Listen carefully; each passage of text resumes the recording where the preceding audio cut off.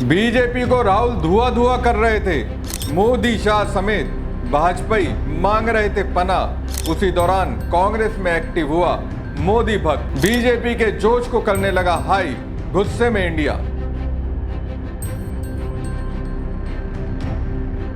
नमस्कार दोस्तों, मैं हूं परवीन सानी। दोस्तों, राजनीति में किसी को भी कहने की टाइमिंग होती है। जिस टाइमिंग जो बात कही जाती है उसके अपने मायने होते हैं। कभी भी कहने वालों की बात से पार्टी को फायदा होता तो कभी नुकसान। कभी विरोधियों की राजनीति को धार मिलती। राजनीति यही है और इसी के संसार में कांग्रेस के एक वरिष्ठ नेता ने गलत टाइमिंग में बड़ी बात कह दी। एक तरह से बीजेपी को सांस लेने का मौका दे दिया। अब देखिए, राजनीति की पिच पर कांग्रेस नेता राहुल गांधी बीजेपी पर धड़ाधड़ सर्जिकल स्ट्राइक कर रहे हैं। तभी कांग्रेसी कह रहे हैं सरकार तुम्हारा है, सिस्टम हमारा है। इंडिया गठबंधन में शामिल पार्टियों के नेताओं का निशाना भी सीधे तौर पर बीजेपी की रणनीति पर चल रहा था। बीजेपी पूरी तरह से घिरी हुई है, निकलने का रास्ता ढूंढ रही है। अब इसी दौरान कांग्रेस के अंदर बैठे कुछ ऐसे नेता हैं जो बीजेपी को मोटिवेट करने लगे। मॉरल डाउन है। हनुमान जी की तरह कांग्रेस के नेता उन्हें उनकी शक्ति का एहसास कराने लगे। फी के जोश को हाई करने में लग गए। अब मैं ऐसा कहने के लिए इसलिए मजबूर हुआ क्योंकि कांग्रेस के वरिष्ठ और कद्दावर नेता पी चिदम्बरम का बयान ही ऐसा है। उन्होंने जो कहा उससे एक सवाल सामने आया, क्या खत्म होने की तरफ बढ़ रहा है इंडिया गठबंधन? दोस्तों, लोकसभा चुनाव में भले ही अभी लंबा समय है, लेकिन विपक्षी दलों के इंडिया ब्लॉक के भविष्य को लेकर सवाल खड़े हो रहे हैं। भविष्य पर सवाल मैं नहीं, खुद इंडिया गठबंधन में शामिल कांग्रेस के कद्दावर नेता चिदम्बरम उठा रहे हैं। इंडिया धड़े के प्रमुख सहयोगी और कांग्रेस के वरिष्ठ नेता चिदम्बरम के बयान के बाद बीजेपी विपक्षी एकता पर हमलावर हो गई है। चिदम्बरम ने एक दिन पहले इंडिया गठबंधन को लेकर बड़ी बात कही है। उन्होंने सलमान खुर्शीद और मृत्युंजय सिंह यादव की एक पुस्तक के विमोचन के मौके पर वो बात कही। चिदम्बरम कहते हैं इंडिया अलायंस का भविष्य बहुत उज्जवल नहीं दिखता है। मृत्युंजय यादव को लगता है कि एक गठबंधन कायम है, लेकिन मुझे ऐसा नहीं लगता। चिदम्बरम को इंडिया गठबंधन का भविष्य उज्जवल नहीं दिखता है ना हैरानी की बात? अब उनके इस बयान की टाइमिंग देखिए। ऑपरेशन सिंदूर के बाद जिस तरह से पीएम मोदी और उनकी सरकार ने सीज फायर किया, उससे बीजेपी घिरी हुई है। सवाल देते बीजेपी को नहीं बन रहा है। बीजेपी के नेता एक के बाद एक सेना और सैनिकों के बारे में विवादित बयान दे रहे हैं। भद बीजेपी की पिट रही है। बिहार में नीतीश कुमार से बीजेपी वैसा सामंजस्य नहीं बना पा रही है जैसा राहुल तेजस्वी के बीच है। इसके बाद भी चिदम्बरम इंडिया गठबंधन को एनडीए से कमतर आंक रहे हैं। अब है ना ये हैरानी वाली बात। इसके आगे चिदम्बरम ने कहा कि इस बारे में तो सलमान खुर्शीद ज़्यादा सही जवाब दे सकते हैं, क्योंकि वो इंडिया ब्लॉक की उस टीम का हिस्सा रहे हैं जिसने सभी दलों को एक मंच पर लाने की कोशिश की थी। यदि अलायंस अब भी पहले की तरह कायम है तो मुझे खुशी होगी, लेकिन फिलहाल ऐसा लगता नहीं। अब चिदम्बरम जानबूझकर ऐसा कह रहे हैं या फिर उनके दिलो दिमाग में कुछ और है? चिदम्बरम कहते हैं इंडिया गठबंधन एक ऐसी बहुत मजबूत मशीनरी के खिलाफ लड़ रहा है जिससे सभी मोर्चों पर लड़ा जाना चाहिए।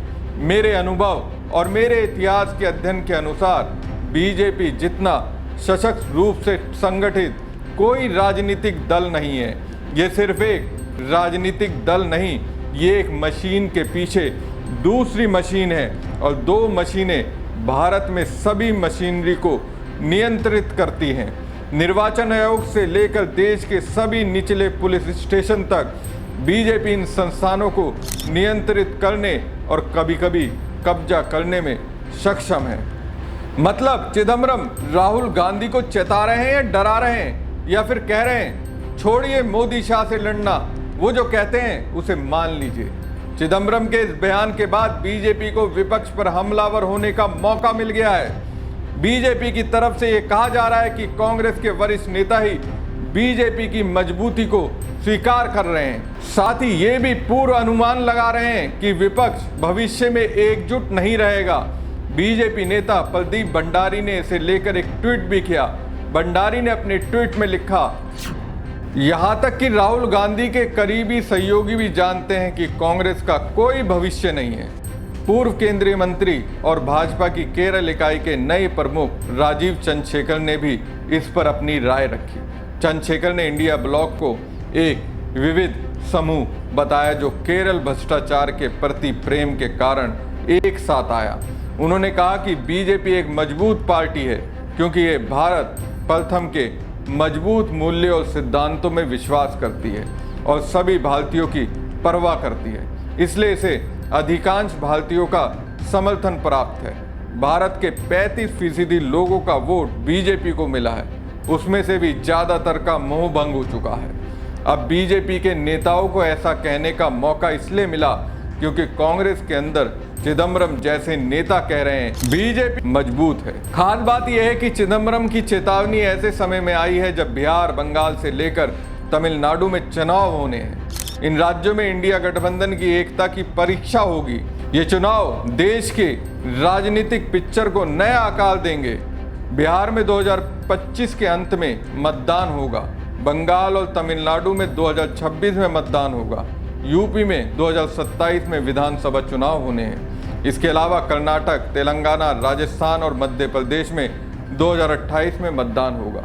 जिन राज्यों में चुनाव होना है उनमें उत्तर प्रदेश और बिहार हिंदी बेल्ट के राज्य हैं। बिहार में बीजेपी उनके सहयोगी नीतीश कुमार की जेडीयू का शासन है, जबकि बंगाल और तमिलनाडु उन मुट्ठी भर राज्यों में से हैं जिन्होंने 2014 में मोदी की सत्ता में आने के बाद से भगवा पार्टी के कट्टरपंथ को लगातार खारिज किया है। हाल के वर्षों में टीएमसी और डीएमके शासित राज्यों में कड़े चुनावी मुकाबले देखने को मिले हैं।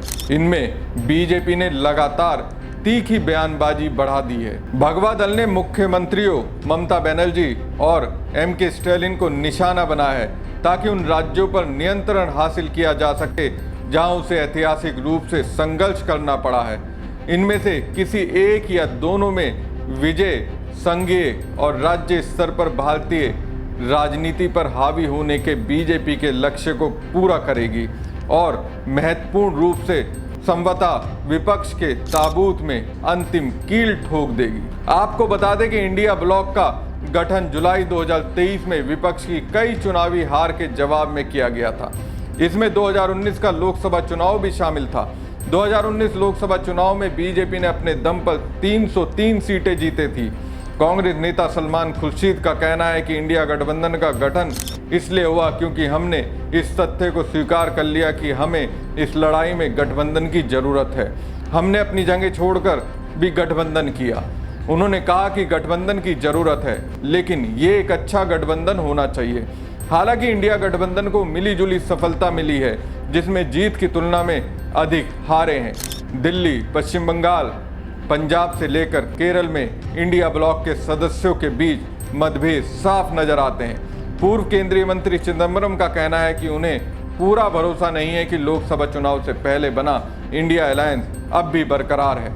उनके इस बयान को लेकर कयासों का दौर तेज है और कांग्रेस असहज है। चिदम्बरम की तुलना लोग केरल में शशि थरूर से भी कर रहे हैं। सांसद शशि थरूर लगातार मोदी सरकार की तारीफ कर रहे हैं। इसके अलावा कांग्रेस की नीतियों पर वो कई बार असहमति जता चुके हैं। यही नहीं, केरल कांग्रेस ने तो शशि थरूर को लेकर आपत्ति भी जताई है और कहा जा रहा है कि उन्होंने लक्ष्मण रेखा को पार कर दिया है, इसलिए उनके खिलाफ एक्शन लिया जाना चाहिए।